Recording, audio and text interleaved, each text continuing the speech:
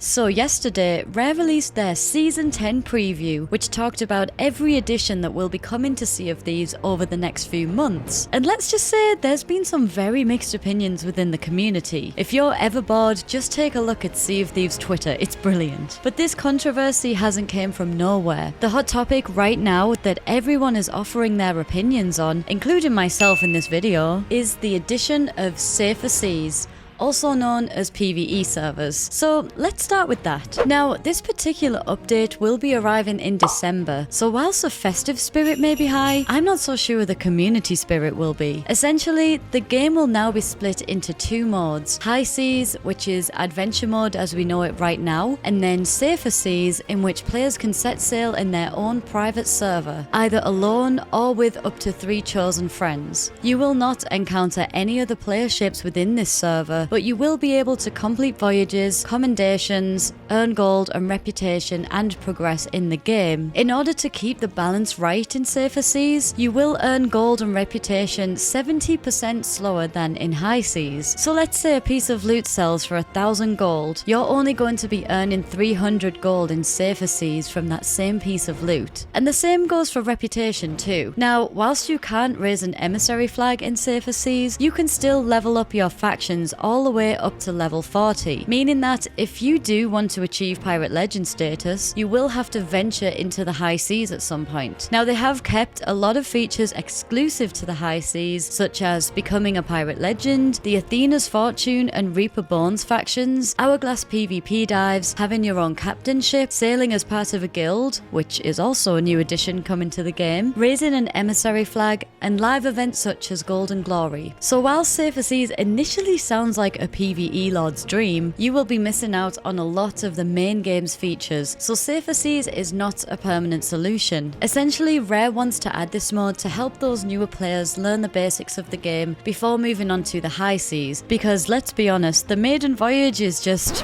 yeah, no, let's not go there. Now, is this a good thing? Well, here's where the grey area comes in, and honestly, I can see both sides. I think this new addition will be brilliant for families who want to set sail together and maybe introduce their children to the game without the anxiety of running into toxic crews that just want to ram, camp and roddle you. We've all had encounters like this, and you have to think to yourself, if I had a child, would I want them to potentially face the same toxic experiences that I have?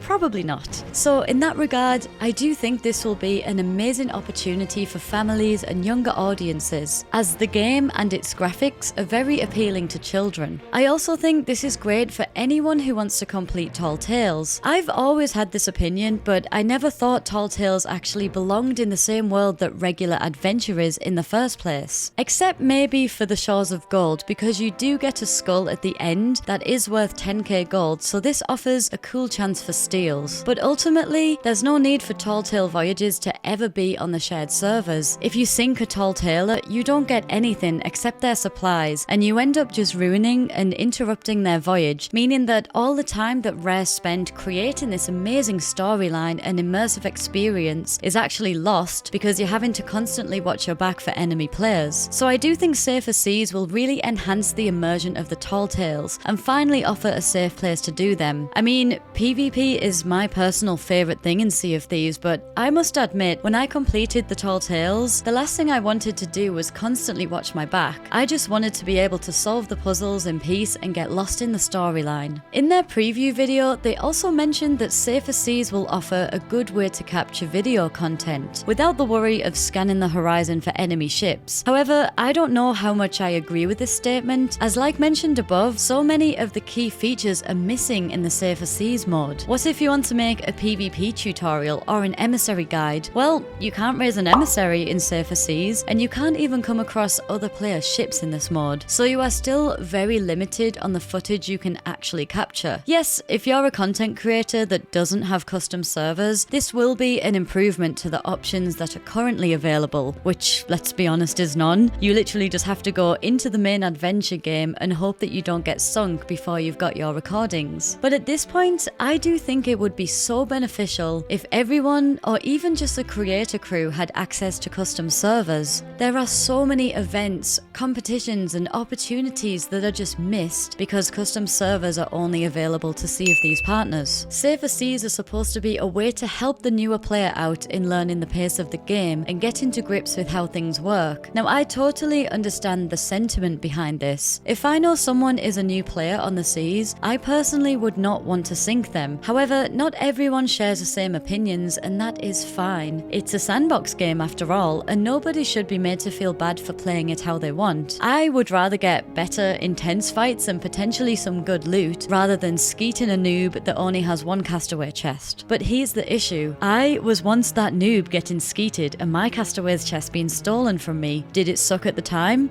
Yeah. Did I quit the game? No. If anything, it made me want to get better, and it taught me valuable lessons that I need to watch my back on the seas. I can't trust every ship on the server. I should not anchor next to islands in case a galleon rolls up on me, and the list goes on. What I'm trying to say is, I do think Safer Seas offers some great benefits, but it's also going to create a problem because those new players are just not going to have any situational awareness when they finally enter the high seas, because they are never going to experience that in their PVE servers. So how can new players possibly gain any meaningful knowledge for the high seas if they're never going to be exposed to it? You learn from experience. You learn from sinking and bringing over bad habits that you will inevitably learn in Safer Seas where there is zero threat will just make it worse when they finally enter the high seas. Now, this leads on nicely to something that really hit hard during the preview. Safer Seas was described as this. How do we provide players with the ability to do that, while also safeguarding what's so unique and magical about the shared world of Sea of Thieves? And whenever I've seen people be asked what their favourite thing about the game is, it's always something along the lines of, oh, you never know what that ship on the horizon will bring. And this is so true. You might meet a ship that is very friendly and you form an alliance with them, and who knows, you might even end up marrying them. Or they could be only once in PvP and you engage in the most terrifying battle of your life. The unknown is where the magic lies within this game. Sea of Thieves has always been described as a PvE VP game. Loot is so valuable only because it can get stolen, which is why you appreciate it so much when you get to sell a big loot stack. High risk, high reward, right? But now we have no risk, medium reward? I just don't think progression belongs in Safer Seas, or at least not as much as is being allowed. I know you earn gold and reputation a lot slower, but there's no currently known gold cap on it. Also, yes, earning reputation for the factions will be a lot slower, but the current cap on reputation levels is also way too high in my opinion. To get Pirate Legend, you need to be level 50 in 3 factions. You can literally get your factions to level 40 in Safer Seas. Yes, Pirate Legend is not achievable on Safer Seas, but you're pretty much already there. And let's be honest, people will just get to level 40, wait for a community day or Golden Glory weekend when reputation and gold are boosted, and then easily do their last few levels. I started playing in 2018 and it took me months to get Pirate Legend, and it really meant something back then. I had loot stolen from me. I lost battles, I made friends, I spent so many hours fighting to get my levels up. Oh, and emissaries didn't even exist then, so it was a grind. But let me tell you, the day I finally got Pirate Legend, it felt amazing because I had to work hard for it. So handing out 40 levels for free with no risk at all in Safe Seas, in my opinion, will take away the already dwindling value of Pirate Legend status. Let's be honest, in 2023, Pirate Legend doesn't really mean anything as it's so easy to get, but now it feels like it will be even more meaningless than before. I feel like a solid reputation cap would be level 15 to 20, which would still allow new players to get to grips with the basic functions of the game without choosing their way to Pirate Legend. So all in all, I do think Safer Seas is a good addition to the game that will bring a lot of positives and opportunities for the player base. I just don't think it's very balanced in its current form and definitely needs some tweaks. But this won't be releasing until December, so we shall have to see if anything gets changed or added over the upcoming months. I'm sure time will tell. Also, these are just my mere opinions and everyone is entitled to feel and think differently.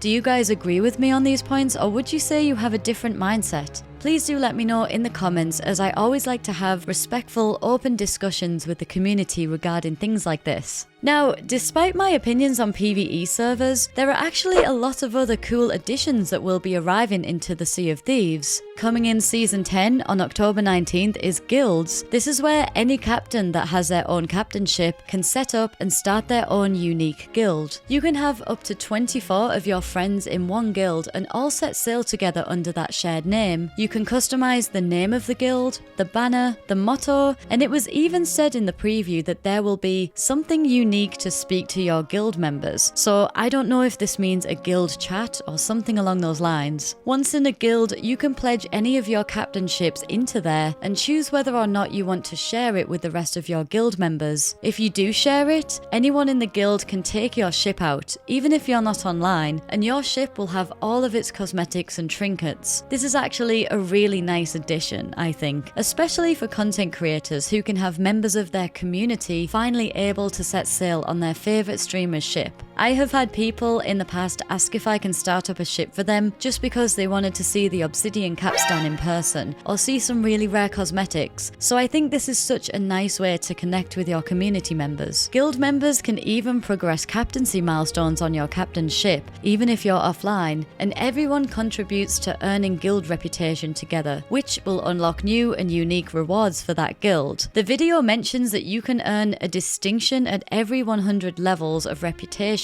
for further rewards, although I'm not entirely sure what this means yet, so we'll just have to wait and see. But I do think this will be a really sweet way to bring people together after a very long Season 9. So we know Guild is coming in October, and we've spoken about PvE servers arriving in December. So what about November? Well, we are getting a brand new PvP Voyage, which I am very excited about. This voyage is called the Skull of Siren Song, and essentially all players will receive the same treasure maps and have to compete against each other to collect one single piece of treasure. The voyage will appear randomly throughout your session, kind of like a world event, and you will know the voyage is active by a note appearing on your ship's mast, which you can interact with to opt into the voyage. Now, every other ship on the server will also receive the exact same thing, essentially marking every other ship on the server as your enemies. When you opt into the voyage, Captain Briggsy will appear on your ship and give you two maps. One will lead to a chest, and the other map will lead to a key that unlocks said chest, revealing the Skull of Siren Song inside. It is quite possible for one crew to end up having the key and another having the chest, so it's going to be really fun having to battle it out and trying to steal the item you need from the other crews. Both the key and the chest will emit a beacon into the sky alongside it being marked on the map, so it's very obvious to other crews who has what. Kind of like how Fort of Fortune keys, Fort of the Dam keys and Reaper bounties show up on the maps. The skull can be used like an Ashen Wind skull. It will deal a lot of damage to players or to PvE, so it's a powerful thing to have, and I'm guessing will be tied into a lot of new commendations. But the thing I think sets this voyage aside from anything else we've seen is that this skull will actually slow down your ship,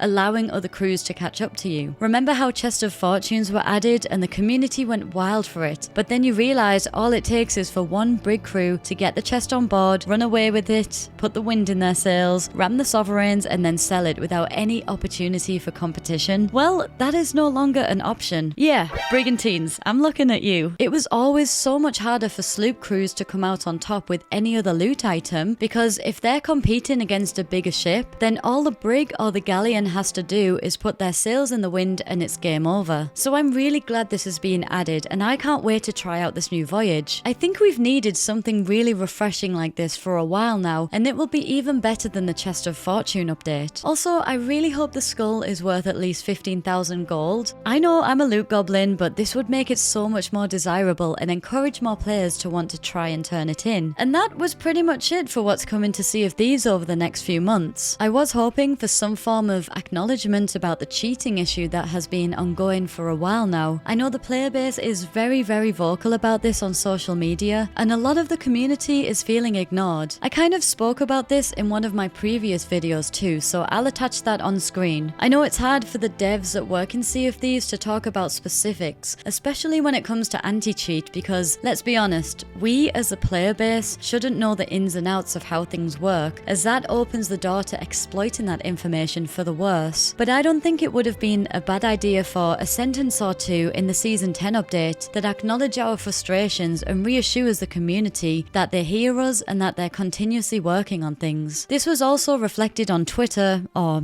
X if you call it that, where the community was asking the same thing. When will this be addressed? When will we be listened to? And Mike Chapman, who is a creative director of Sea of Thieves, did actually respond, which was great to see. And he basically said that they are listening to us and our concerns will be addressed soon TM in a later Sea of Thieves news video. But they wanted to keep this video just about the Season 10 features, which is fair enough. But this is what I mean. Communication goes a long way, and so many people in the community were happy to just be listened to and reassured by a game dev. That's all we're asking. So I do think this is a step in the right direction, and I'm really intrigued about what will be said in this Sea of Thieves news video. As always, feel free to leave your opinions in the comments. I do try and respond to as many as I can, but yeah, I'm feeling pretty good about the future updates for Sea of Thieves. Thanks for watching and keep smiling.